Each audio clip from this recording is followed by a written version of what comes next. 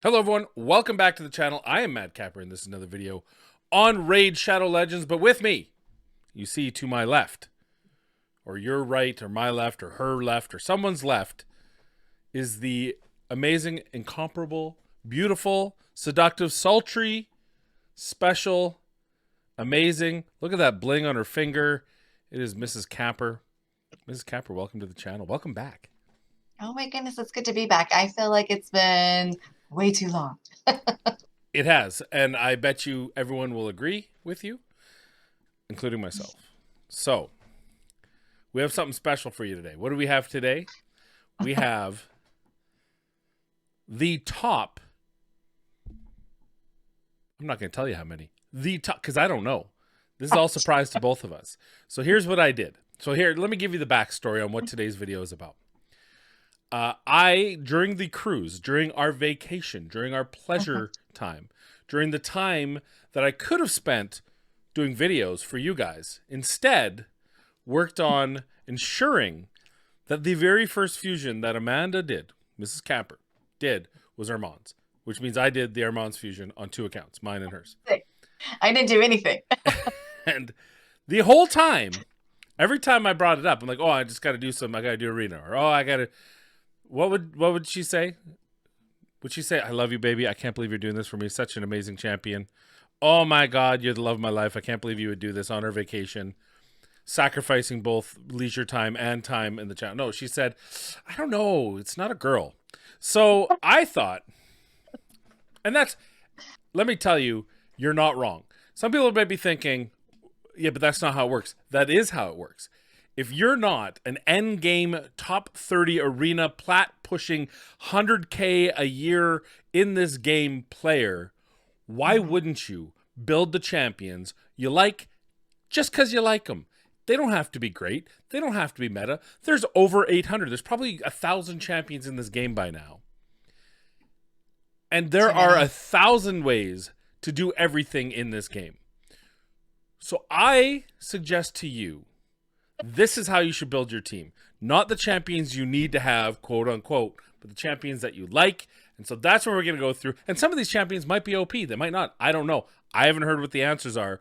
But we're going to go through the top champions need or want or use on Mrs. Capper's account. So we're on my account. So we're going to go through that through the index. But Mrs. Capper has detailed a list, a finite list of champions she considers the best champions in the game.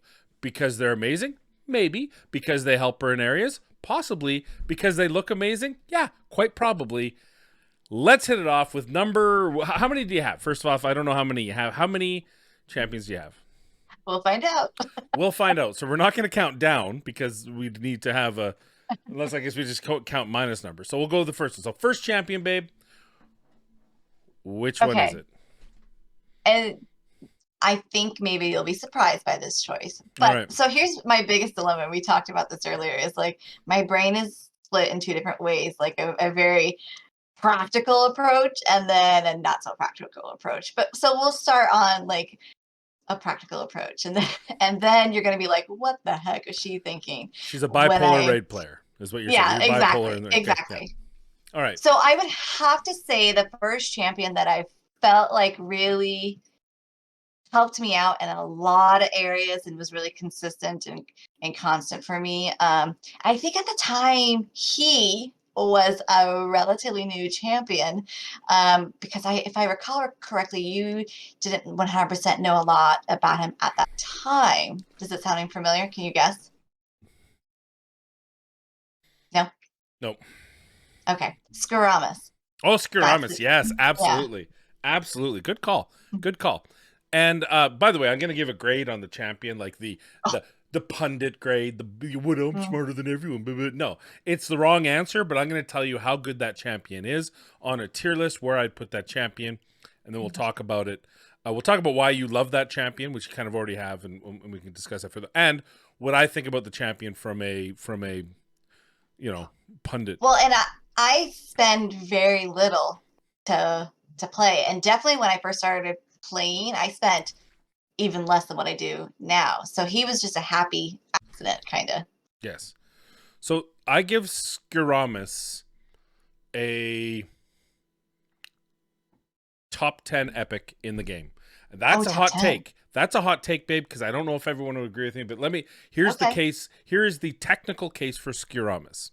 Okay. Scuramus, being an epic, has a provoke on a 3-turn cooldown when booked. That is incredibly important. Now, you're going to say, oh, well, it's important in Hydra, but it's a 3-turn cooldown. That is important everywhere. When you are starting in the game, the ability to control waves. We were fighting stuff, babe. You can say we were fighting stuff that we had no business fighting because Scuramus, we could get fast enough to take multiple turns, and Scuramus could hold them in place until murder, and then you move to the next wave, and he does it again. He also has a counter attack and a continuous heal. The continuous heal is on him. He's taking the damage. He heals himself. It's 100% when booked on the provoke, so you don't have to worry about that. He is magic affinity. But he places the debuff, so he cannot weak hit on the debuff. Means he's always going to place the provoke. And if that were alone, yeah, good epic, but that's not everything he does. That's not everything that makes him amazing.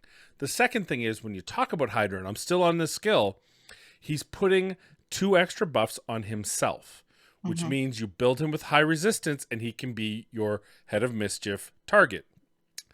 God forbid the Head of Mischief ever gets a hold of counterattack, game over.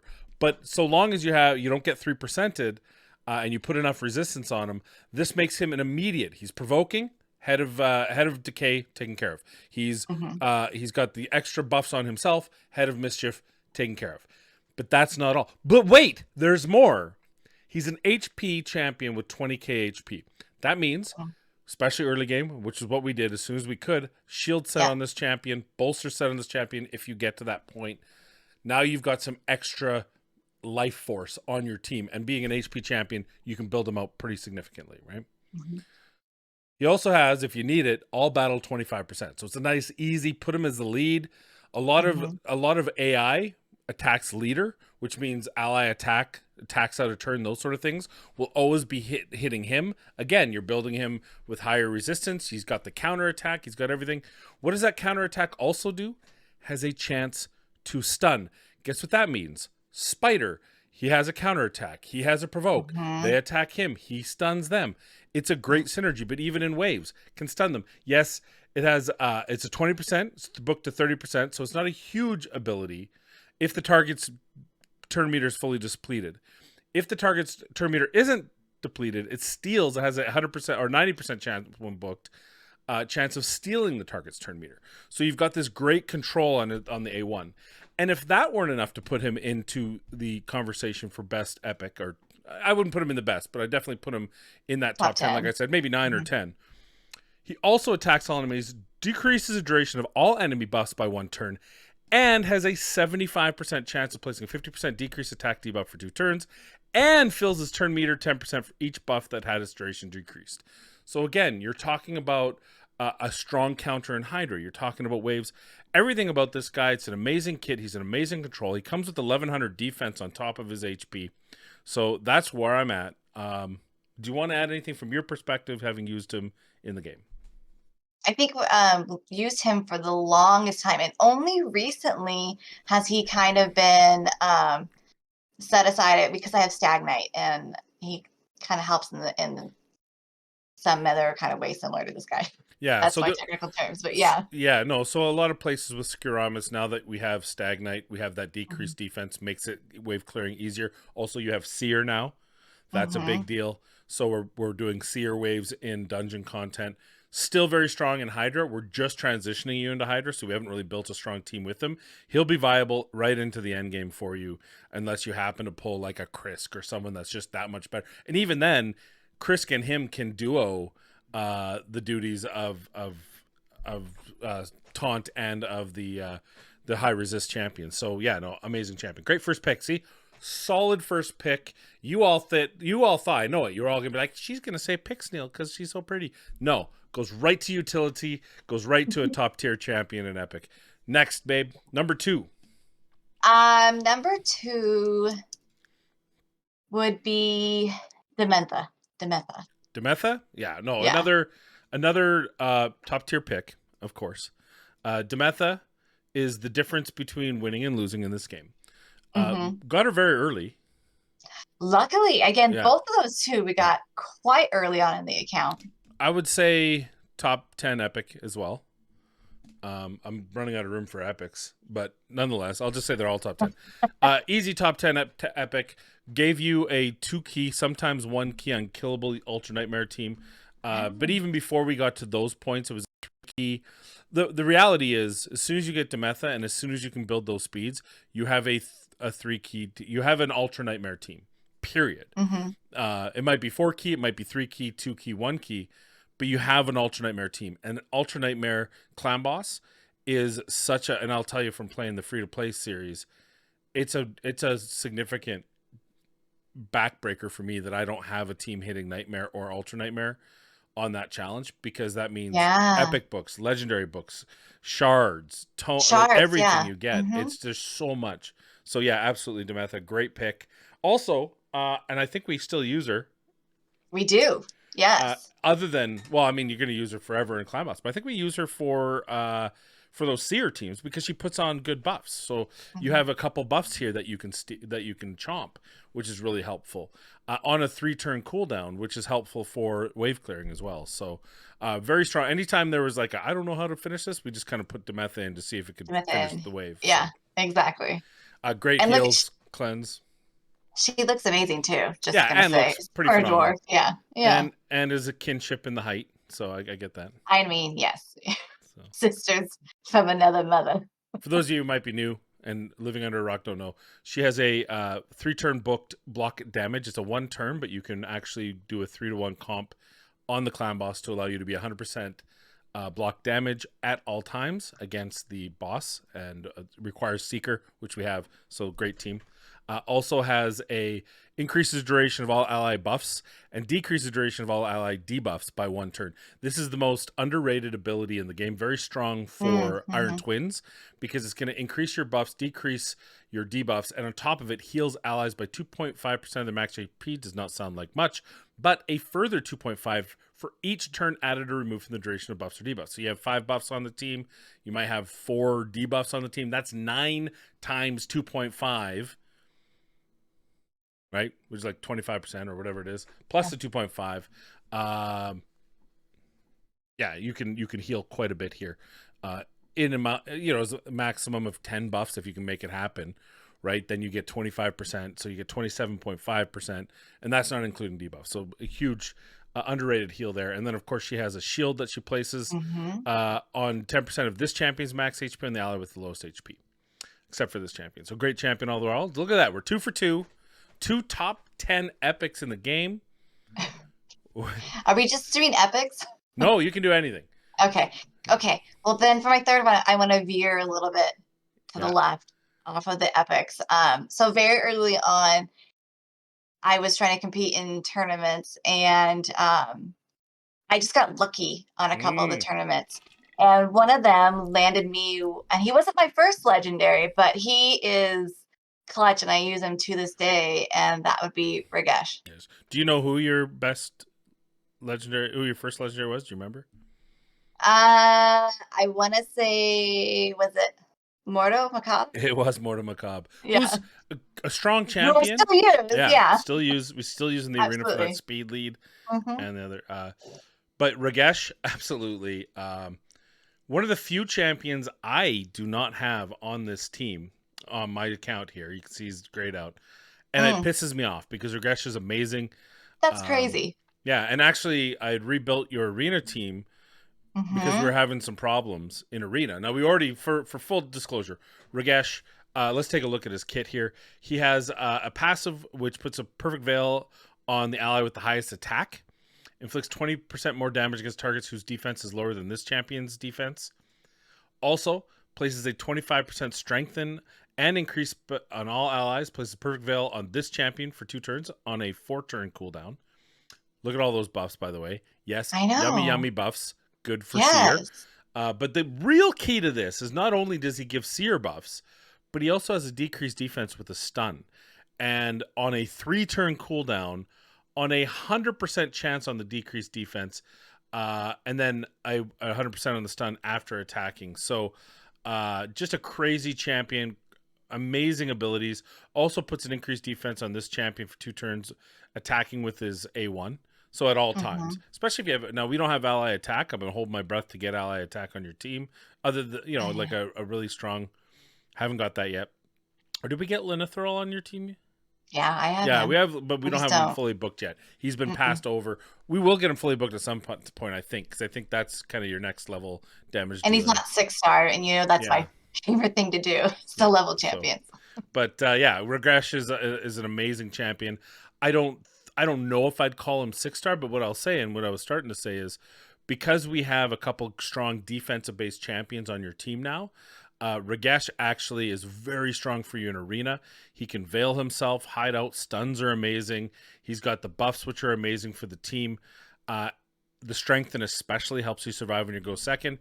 And we use Regesh, Ultimate Death Knight, and Stultus along with Mortal Macabre in that 4-man team.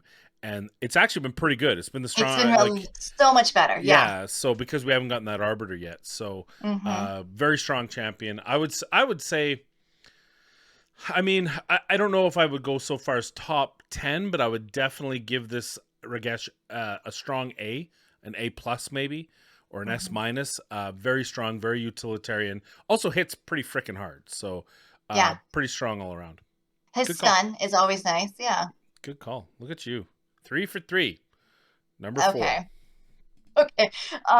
Okay. Now we'll shift to the other side of my there we go. I was waiting for the bipolarness. There we go. Yeah. And unfortunately, what I know about this champion is solely based upon one of your videos, because she is one of your I built them so you don't have to champions, and I just kind of fell in love with her at that point, and only until recently did I acquire her, and I haven't had a great opportunity yet to utilize her. Do you know who I'm going? Well, I just want to say I'm glad that it wasn't a he, because I'd be worried it was Dr. Rob. So it's not Dr. Rob. So you didn't fall in love with Dr. Rob. You fell in love with her doctor's Dr. Rob. It's a joke. Okay. So I'm just hold on. I'm gonna pick this. You think about it, you'll really.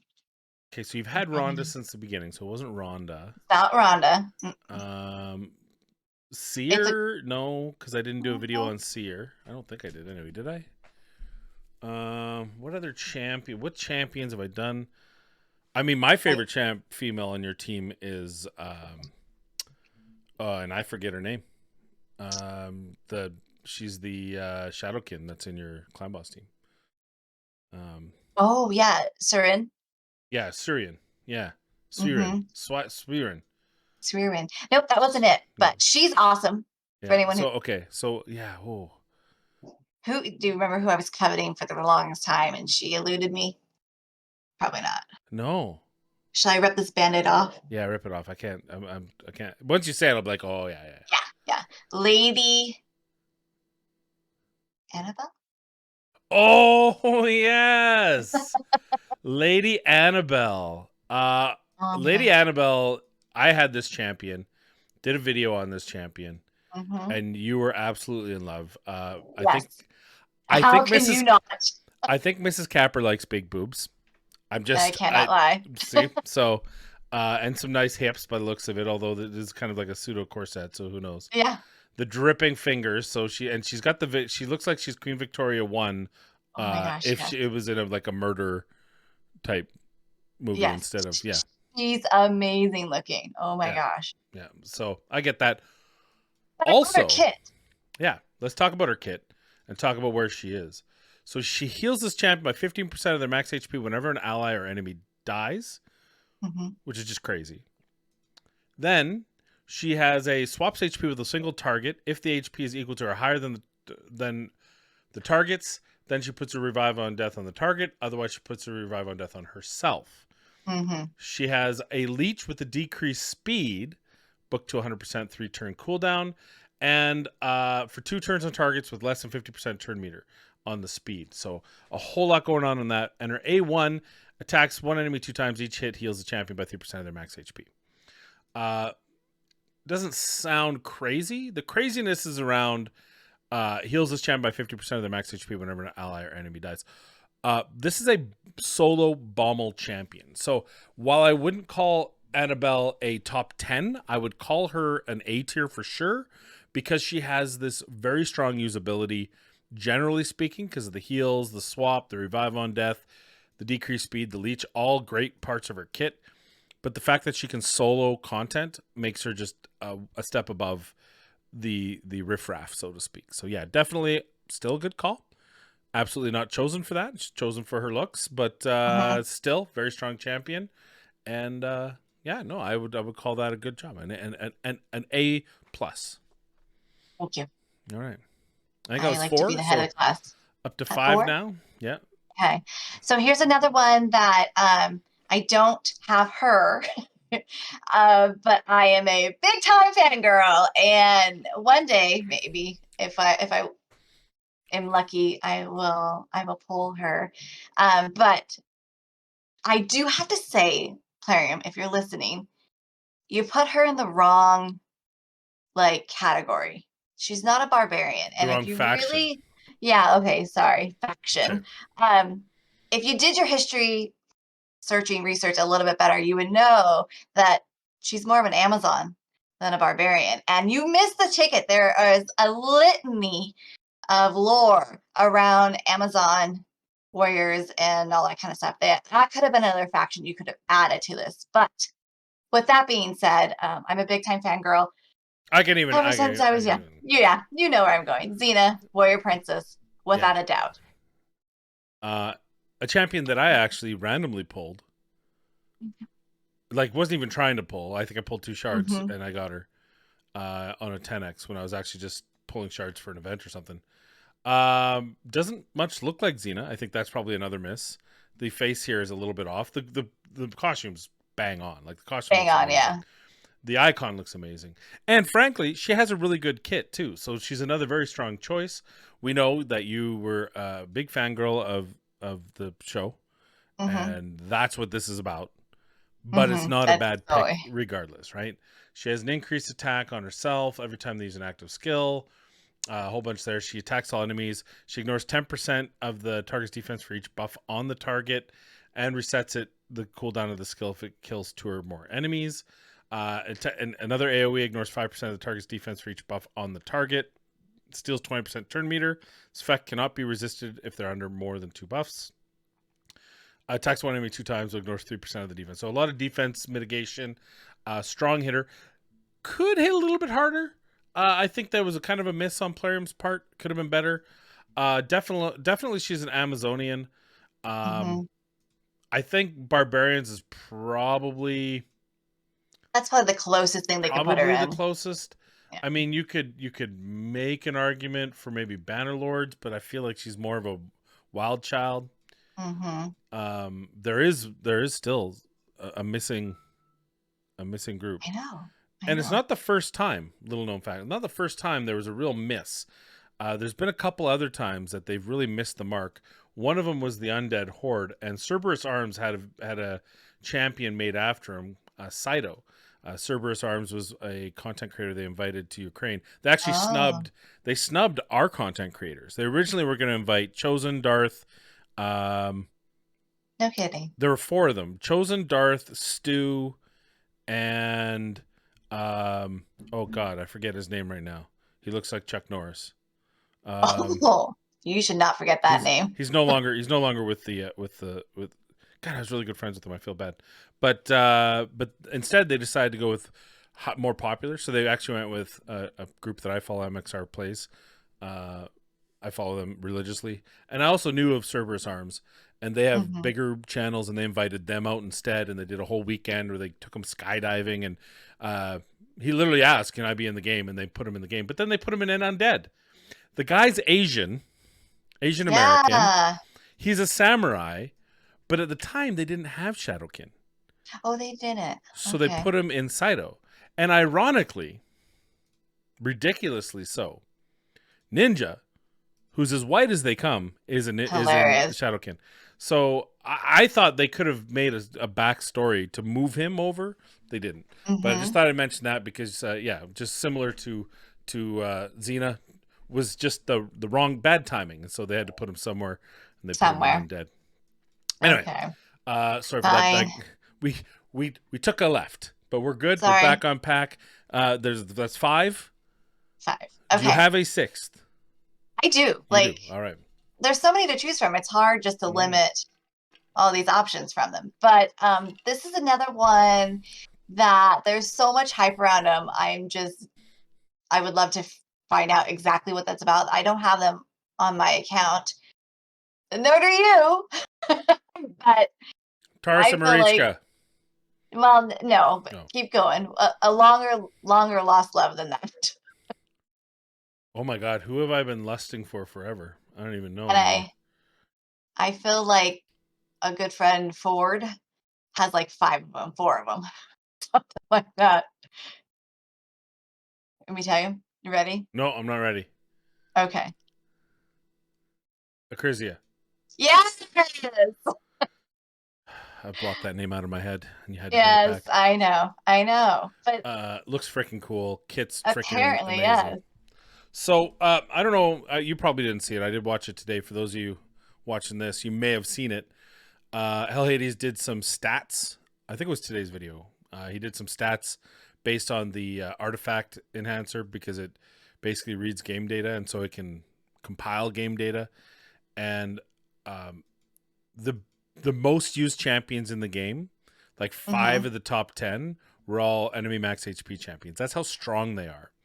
And I say that to tell you that Grandeur here from Arrisia decreases damage taken from AoE by 50%. That's, first of all, she lives longer against AoE.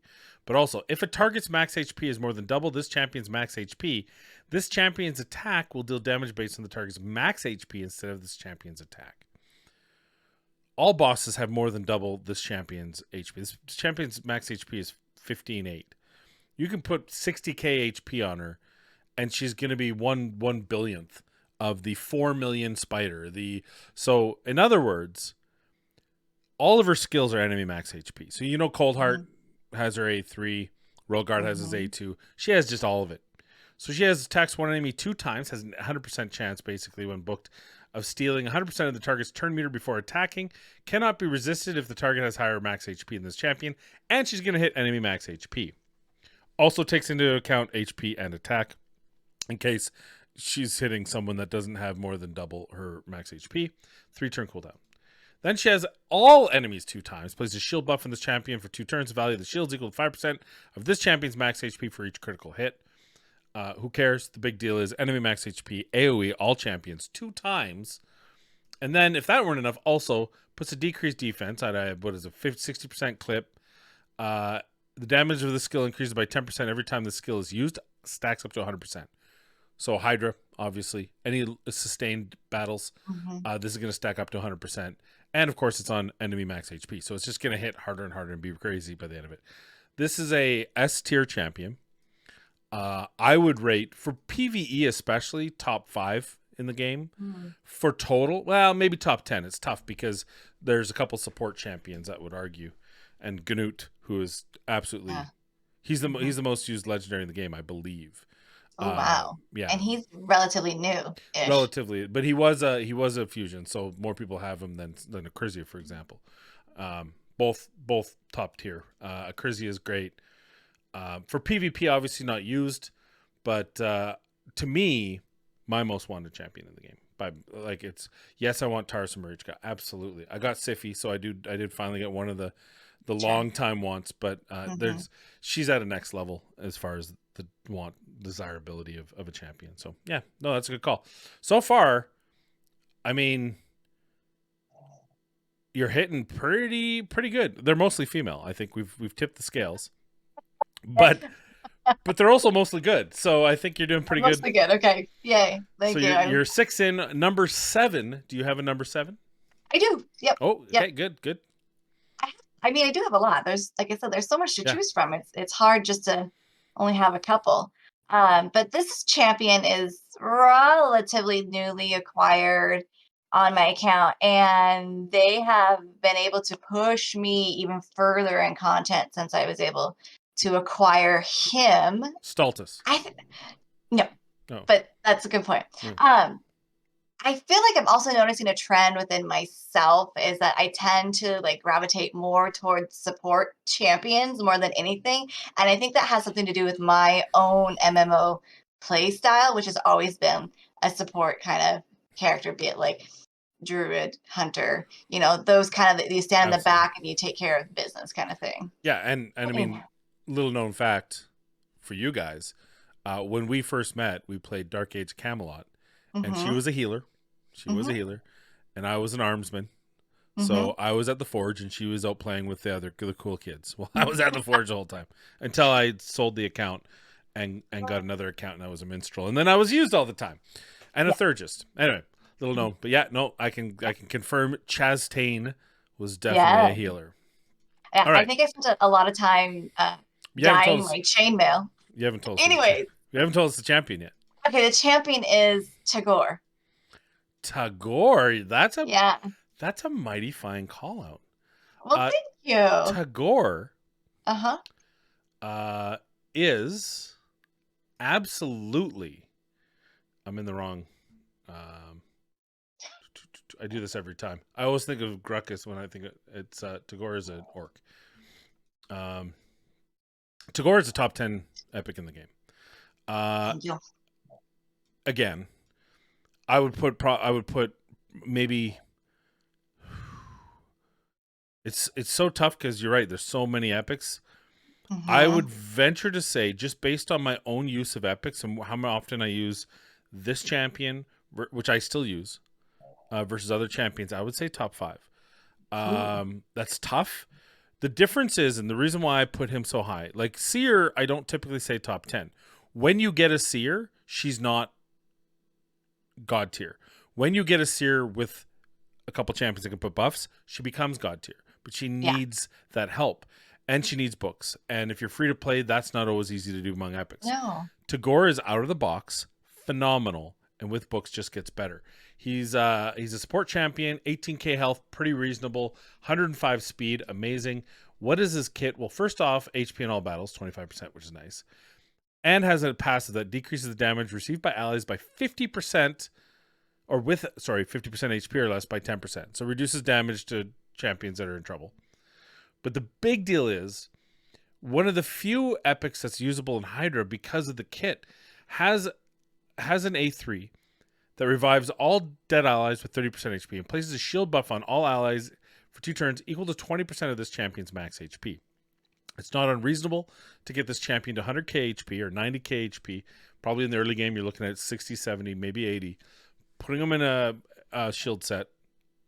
And just keep in mind that unlike a couple of champions who can only revive and that skill's locked out, this skill can be used when there's no dead champion. So you get that shield every 5 turns. But the real love is this one here, which attacks all enemies, places an increased speed buff on all allies for 2 turns, then heals all allies by 15% of this champion's max HP. And that's on a 3-turn cooldown. So you have a revive every 5 turns with the shield. You have the increased speed and heal every 3 turns. And then you have an A1. This can be a bit of a trouble, a bit of a pain sometimes in Hydra, so you just have to account for it. But will place a 60% increased defense buff for 2 turns on the ally with the lowest current HP. Just a solid champion. Definitely, especially for the cooldowns here, you do want to eventually put books. But if you need to, with no books, 5-turn cooldown on this, sure. 7 turns a bit rough, but you can still use this champion. It's still a usable champion, still going to heal, still going to put the increased defense out, still going to keep everyone alive. And whenever I do an all-epic team, especially in Hydra, I have not made a successful team in probably a long time, we'll just say, that doesn't involve Tagor when it's all epic. It's just he's so versatile and strong. Maybe I'm overstating the top 5, but I just think supports, believe it or not, epic support champions are not as strong as you would think they are. And so when you get one, it's that big a deal. So good call. 7 for 7, just crushing this list. Do we have an 8? I do. We have an 8. All right, next champion. So this one is again one that I got relatively early on in my account, and they carried me through so much content. So it was just crucial again as a low to spend player. I just got lucky at the gate early on. I was able to do so much. Can you guess? Do you know? I thought it was Rhonda. No, I mean No. Rhonda's there, but I feel like Bill. I'm trying to focus like most of my list on like epic kind of stuff, like for people like Just who pick are who you, more my position. just pick who you love, baby. Oh, Just okay. pick who you Well, love. so No, next on my you have list, 30. You have 30 more picks. So I do. anyway, I really okay. could. Yeah, it's like shoes. I can never have Okay, enough you got them favorites. relatively early on. They've Yeah. progressed your account. You've Mhm. used them a ton. They're an Mhm. epic. Mhm.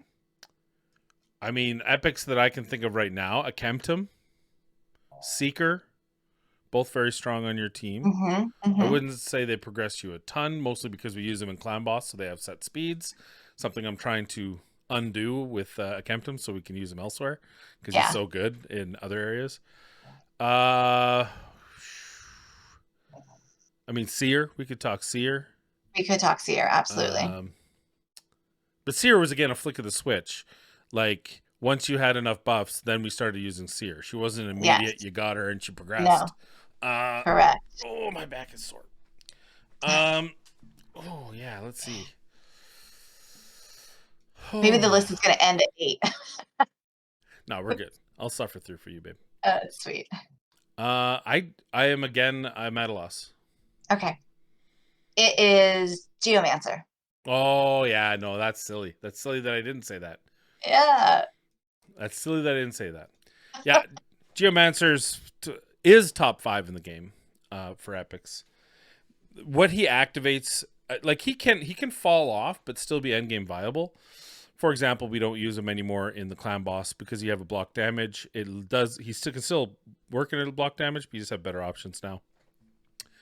But anywhere he can take damage, Hydra especially, twins, Iron Twins. I think Shogun, especially if you have some stars on him. I'm not quite sure. I've never tried him in Shogun or the Sand Devil, but I suspect Sand Devil might be tough because he actually removes the buff, so maybe not there. But so many areas that definitely he's a boss killer. And why is he a boss killer? Well, his kit. I decrease the damage all allies receive by 15%. Reflects that damage onto each enemy under an HP burn debuff placed by this champion. If there are multiple champions on the team with the skill, only one will activate. Whenever this champion is attacked, deflects 30% of the damage instead. When deflecting damage on each enemy, it has a 30% chance of dealing additional damage equal to 3% of the target's max HP. On top of that, this skill, which is what makes him so powerful, can proc War Master. So it gives you an opportunity to the high level damage against the clan boss, especially, but also the Hydra bosses. And when you put that HP burn, which is right here, it also includes a weaken, and people forget that. Also depletes the target's turn meter, and I think we used him in Spider a ton because of that turn meter depletion, right? Yeah. Yep. And also, if he's taking damage, he will actually proc on the Spider, the main Spider, so you can actually use Geomancer as your weak affinity tank at level 20, and he's going to help you take that champion down, or that encounter, that boss. Removes all buffs from an enemy target, then attacks them. Steals all buffs instead if they're under an HP burn. And then has a decreased accuracy that people often forget about, 40%. And it's an AoE, which means you can do some unique stuff with an AoE A1. So overall, great champion. Definitely top 5 progression champion. Yeah. Definitely top 10 overall epic. I don't know if I put him in the top 5. Again, there's only so much room. And I feel support epics are so important. And I mean, Stag Knight and Duck probably have to be in there. Ugo, how do I take those 3 out of the top 5? We've already talked Scuramus. We've already talked Tagor. Would I want a Geomancer over a Tagor? Probably. But would I use a Tagor over a Geomancer? Yes. And that's a Geomancer will help you until he doesn't. And there's other options for Geo. This is a hot take. I think, say you're playing an all epic. Say you're not getting any legendaries. Geomancer immediately makes your account better, no matter when, where, how. So that's that. True. But if he dies, he's not worth crap. Yeah. And that's the one thing Tagor has that he doesn't, is Tagor's support. And you go through this, and I'll say it again, when you go through, Demeth is a great support champion, doesn't have revive. Runekeeper Dadzric, we know. Yeah. Great champion. Same situation, has heals, doesn't revive. No revive. Right? So there's so many. Melga, I would take Tagor over Melga just because of how much his HP is and how much he heals. So it's tough to get a lot of good support champions. And so, I mean, I think I rank Tagor higher in the grand scheme of things, but Geomancer will just ultimately change an account. Mm-hmm. So it's interesting. That's one of the ones where I don't rank Geo as high. Mm-hmm. Yet I would take him over just about every other champion on any epic list I'd ever make. Which is funny because I think Stag Knight's better, but I would take a Geo over a Stag Knight if I had to pick one. Yeah. Just because of what he can do. He just activates stuff. He's easily replaced in the long term, but he's not like as a first epic, he does stuff that no one else does. So That's true.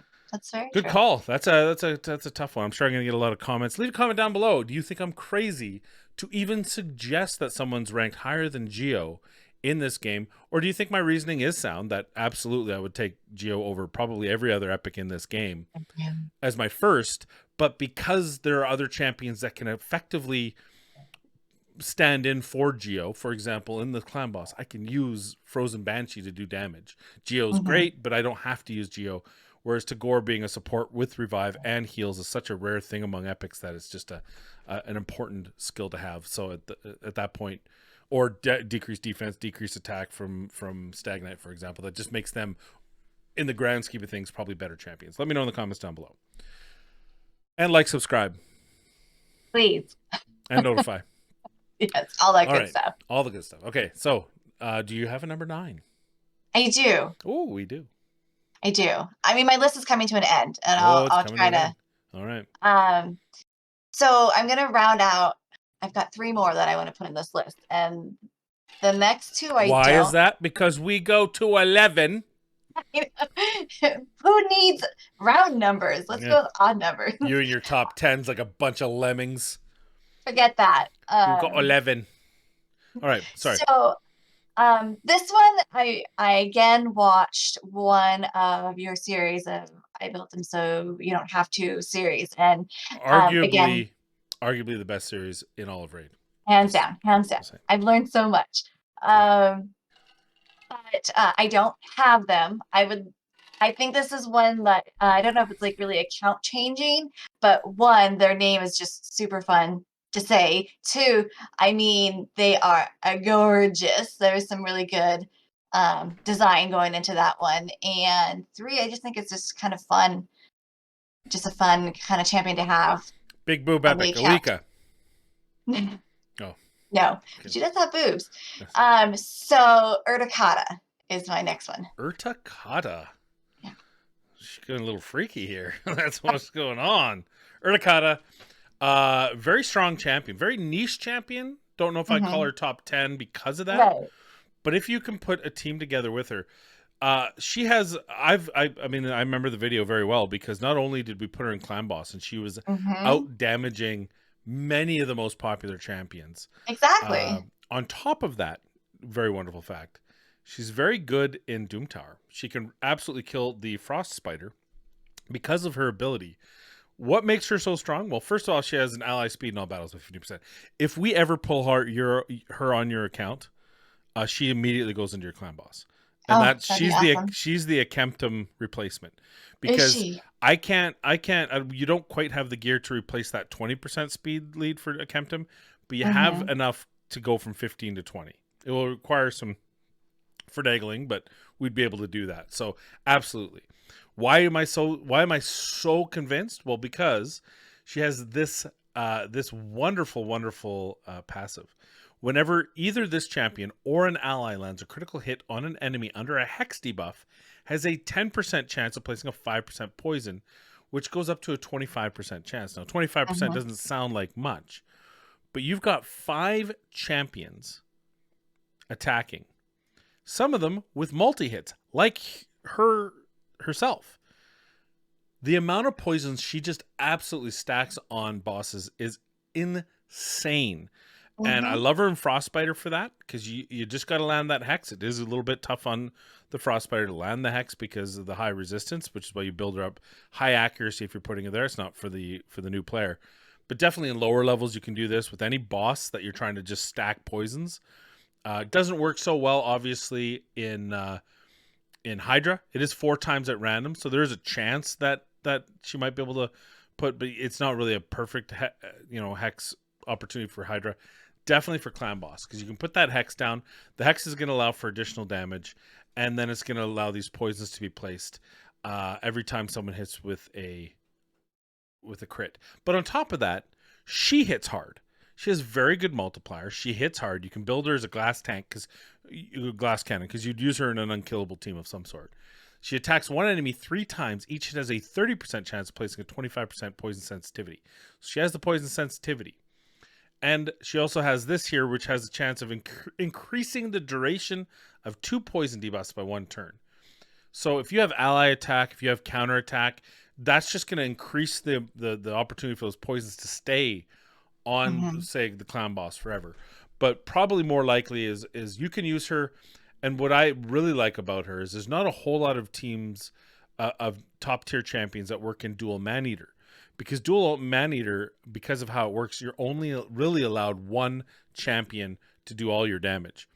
But by using her, not only can she do that damage, now she doesn't put decreased defense on, so that does give you a bit of a problem. But we're talking which champions do that also do poisons. There's not a ton, especially in the epic escape.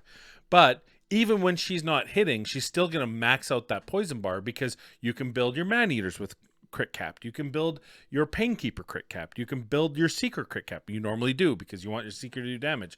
So it just allows her to do so much damage out of her turn through the poisons.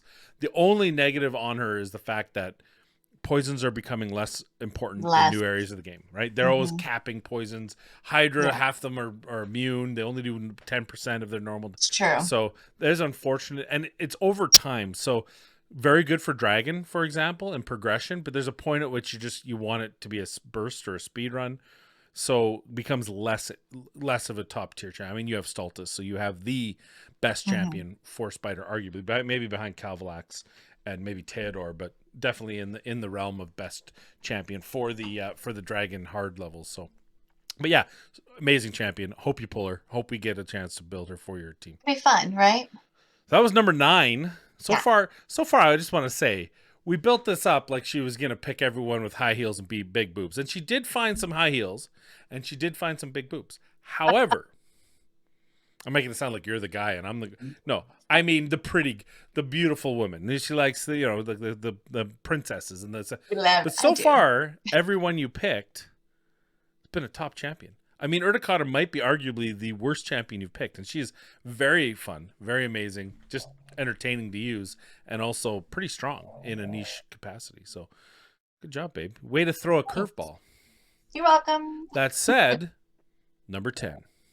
Okay, so in my mind, there was a tie between 2 champions, because I feel like they fill the same role in a team, but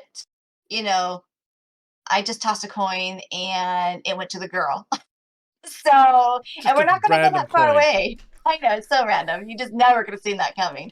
But I don't have this champion, and I'm hoping again to acquire. And the other champion I was looking at, I don't have them either. But we're gonna go back to Demon Spawn, and I would really, really, really like to have Duchess Lilu. I mean, so this is an interesting one. I have a hot take on Duchess too. This is before your and I's time. But Duchess used to be a meme in my channel. Oh, really? Because during my high spending days, I didn't have a Duchess. I couldn't pull a Duchess. It was so much that we actually banned the word Duchess from my Twitch channel. If you put the word Duchess, it would mute it. It would delete it.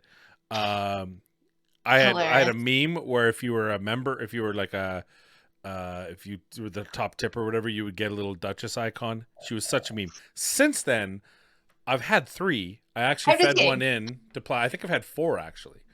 But yeah, for the longest time, as a spender, and frankly, I got her after I slowed the spending, cut the spending down significantly. So, but in my highest spending days, I did not have a Duchess. So but the hot take here, I was watching Ash and Chosen did a video about the highest dopamine champions.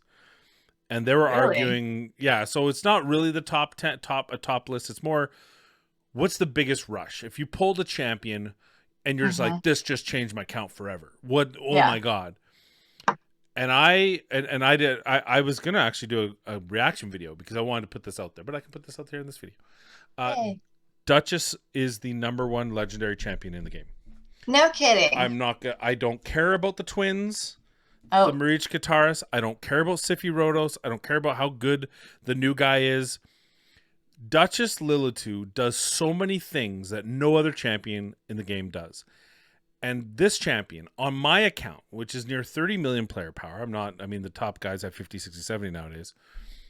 And all the champions I have, she is still in all my content. She's always first pick in Live Arena. She's the most used champion in Live Arena. She's on 3v3. She's on single. You build out multiples of her. There is no champion that does what she does. No argument. And let's go over the kit. First of all, she has an ally speed in all battles by 19%. Amazing. She has a passive, and this is what I mean. She decreases the damage taken by all allies from AoE attacks by 25% or 15% from bosses. So just anytime you're like, oh, I'm going to AoE, well, guess what? Minus 25. Don't care about your feelings. Facts don't care about your feelings. Like the crazy guy from the Daily Wire says. Yes, thank you, Mr. Shapiro. Shapiro, yeah, thank you. I wasn't going to say his name. I didn't want to grace this channel with his name. You hear that, what's her name, quit? Candace Owens quit the Daily Wire. She did? Oh, my goodness. The two of them got in a big spat over her comments about Israel needs to, like, check themselves a bit because of how I don't want to get into political, but I just said, like, it's kind of crazy because those two were thick as thieves. They were indeed. And now they were kind of in a couple public arguments, and yeah, she actually left the Daily Wire. Whether she was fired or not, not sure. Anyway, so back to Duchess Lilu. She has a perfect veil on all allies except for this champion, revives all dead allies with 70% HP, puts a veil on them, not a perfect veil, sorry, except for this champion, and a continuous heal on a 4-turn cooldown. Perfect Veil actually has damage mitigation as well, which stacks. So she's damage mitigating, Veil's damage mitigating, plus you can't target them, so single target attacks have to go through her. She has 22,000 HP. She is very hard to kill. She's Spirit Affinity, which means some of the best single target nukers in the game, at least traditionally, maybe not so much now, but for the longest time couldn't kill her. She puts an increased attack, which is so important for your nukers when you're nukers attack based. Now, I know in the current Tara's meta, less important. Narcissus as well doesn't need that. But those are two champions in the game that are very hard to get. The flip side is Candrafon. She's the perfect partner for Candrafon because she has Perfect Veil, which he needs to increase his damage, and she has the increased attack, which is going to increase his damage. You have any other Georgid, you have Leorius, you have any of these champions, she's going to make it better. Plus, she puts a block debuffs. You make her really fast. She has no debuffs. You don't have to worry about accuracy with her. So you're building her with a ton of HP and as much speed as you need for your team. She's got 3 buffs, though Perfect Veil doesn't. I can't remember. Does it? Yeah, Perfect Veil gets eaten. I was going to say it doesn't get eaten, but it does get eaten, I'm pretty sure, by Seer. So she's got a 3 buff against team. She also places a shield equal to 10% on this champion and the ally with the lowest HP. Her damage is based on defense. Who cares? She's not about damage. That kit is so complete for a support champion. Mm-hmm. You can argue Sify, but I will tell you, there's just a couple things. First off, Sify is harder to get. So you're going to be more likely to get multiple copies of her to empower her to get a first copy because she's not Void Affinity. And the fact that Veil tips the scale for me anyway over Sify. That Veil, Sify is a pain in the ass because of her A1 especially, but I think this tips the scale. Plus, Sify had gotten a nerf a little while ago, which makes her a little less viable in PvP, but Duchess, who also I think got a nerf once upon a time, is still so strong in both PvP and PvE. I mean, I know I'm going on forever. I should probably stop, but I can't. I'm on a roll right now, and leave me alone. Are you a fan? Let's just say, because I wanted her for so long, and then I didn't have her. Do you use her? Do I use her in Fire Knight? No. Could I? Yes. Why? Because she's Duchess. Because she's Duchess Lilu. Do I use her in Dragon? No, I don't. Could I? Absolutely. Why? Oh, I'm glad you asked. Because Because it's her, because it's Duchess. Do I use in Spider's Den? I've seen comps with her in Spider's Den because you need the block debuffs, or you need the revive, or you need the veil to reduce damage. So strong. Ice Golem's Peak, absolutely. She activates Seer. I used her in so many areas. I still use her in Doom Tower for all the waves. She's in every single Doom Tower team I've ever used, including bosses, just about. There's a few exceptions. She's a mainstay in the arena. Like, I can't think of a champion who is as dominant in every area of the game. Even Taras and Marichka, great, ridiculously overpowered champions. Mm-hmm. Are they in everyone's PvE teams? Absolutely not. But if I go, this is a bad example. Tag team, we're in the wrong day. But look at that, Duchess. You see any Siffies here? You see one Siffy here. You got, this guy's a bit of a whale. He's got two Siffies. You see no Siffy there. You see one Marichka. How many Duchesses do you see? You see Duchesses There's another everywhere. one. There's another Duchess. Another Duchess bites. Another one there. Another one there. Another Duchess everywhere. My defense, which I didn't take a team out. I'm surprised, actually. Do I have a Dutch? Absolutely. I can run 2. I don't anymore. But I absolutely could run 2. The only reason I don't use 2 is because guess what I use? I use one of the most important, and I hate saying it, makes me want to gag reflex, but one of the most important areas of the game now is the Sand Devil's Necropolis, because the Sand Devil now drops these Reforge, which is so important. Guess who's there? Oh, look, it's my other Duchess, who is now actually, I've got her +1. She's very slow speed here, which is why I don't use her elsewhere anymore. She's 167 speed, because this team is absolutely bonkers. It's 100%, and it's relatively fast. So anyway, there's my team for that. But like everywhere Duchess is. Okay, I'm done. I'm getting off my pulpit. She's the best champion in the game. Perfect number 10. However, there's still one more. I know. I feel like I chose the wrong one for the last one. That was the biggest mic drop ever. Yeah. And if you don't think she's the best champion in the game, you're wrong. Okay. Number 11.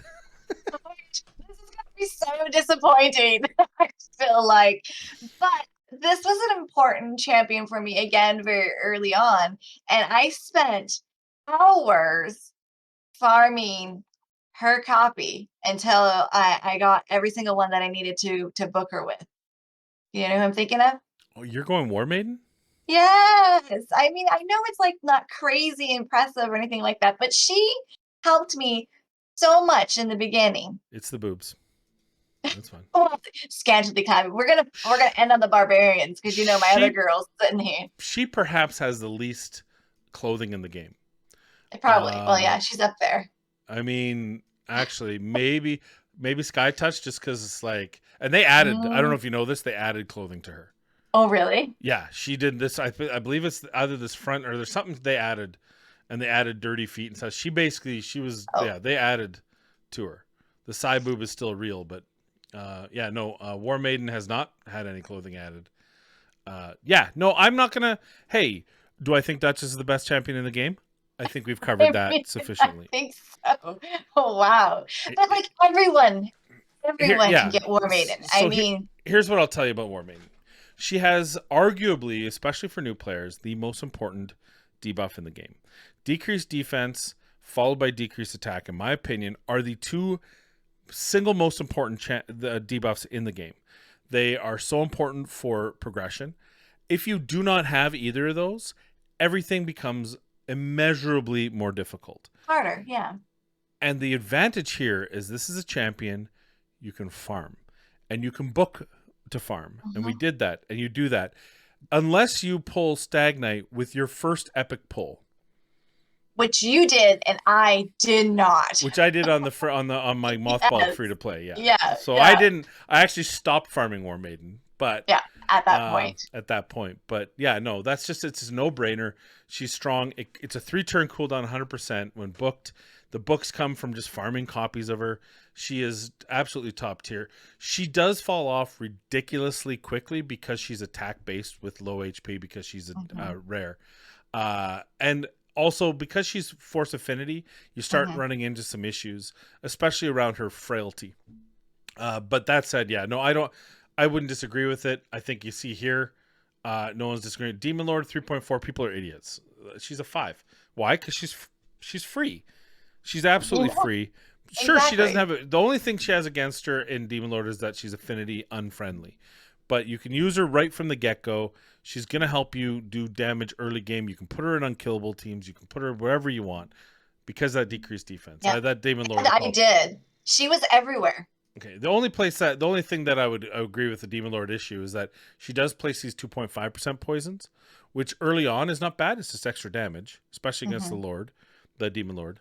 But there's a point where you don't want the bar to fill up with 2.5s. The same problem Kale has is he starts filling up the board with these mini poisons, which reduces the amount of full poisons you can land when you have a more well-balanced team. But absolutely, I will give you that. She's a solid. I mean, she's an S tier rare. She's an A tier champion in the game, I would argue. Maybe a top 100, top 50. I could definitely put that there. She falls off hard, but she's so who cares when you that's probably the best part about her is when you eventually replace her, it doesn't feel like, oh man, I put all this into her and now I have to replace her. It feels like, oh wow, I've progressed in the game because I can replace her now. So yeah, no, I absolutely love it. She gets you to that point where you can progress, where you can get those extra shards or whatever gear and all that kind of stuff. So I mean, she really is. I mean, she's no Duchess. She's no Duchess. But God save the queen. Yes. But for people like me, again, who little to no spend, these were really important champions for me to get, like I was getting any traction. Absolutely. I cannot disagree with a single one on your list, which, I mean, I think you hoodwinked us. You hoodwinked us. No. Before we started, she was like, well, I don't want to, there's some champions I really like, but I don't know. I don't know the game, but I know the game and I want to look like I'm smart. And I'm like, you are smart, babe. You're smarter than 90% of the people watching this channel. But now you've proven it. Now you've been like, throw down. Like, I think you should just start making the content. I'll go. I am a quintessential introvert who likes to sit in the back corner and observe and then sink in, draw all that knowledge in. So which we could tell. Yeah. Well, but I learned from you and from your videos. So anyone out there, it works. All right. I built them so you don't have to. Although I didn't build more Maiden so you don't have to because she's a rare. But great overall pick. So there it is, number 11. Let's see if we can we remember them. Number 1 was Scuramus. Number 2 was number 2 Demetha. Number 3 I think was Regesh. Yes. And then 4 we veered, right? We Xena Pro Warrior Princess. Xena, and then 5 better than I did. Too many. 5 was Lady Annabelle. Yes. I think she might have been 6. There was also Erata, 6. It was towards the end, yeah. Duchess. Well, yeah, these aren't in order now. I'm just trying to remember. Duchess. So that was a 7th. Arrisia, 8. War Maiden, 9. Tagor, 10. And then And then no, not. I don't remember who are we missing? Horrible of me. If you can remember, please put it in the comments below. Who am I missing? So bad. It's not fun in getting old, folks. Is this gonna bother you? Yeah, no, we can't continue until we know. We had 2 demon spawn. Was it a Shadowkin? Geomancer. There we go. All right, so there's your 11. And this video is an hour long, so I think now's the time. Sorry. Don't say sorry. If they watched this long, they obviously enjoyed it. So thank you for watching. I appreciate you. Please like and subscribe. And of course, as always, be kind. Be safe. Any last words, babe? We'll see you in the next video. Bye.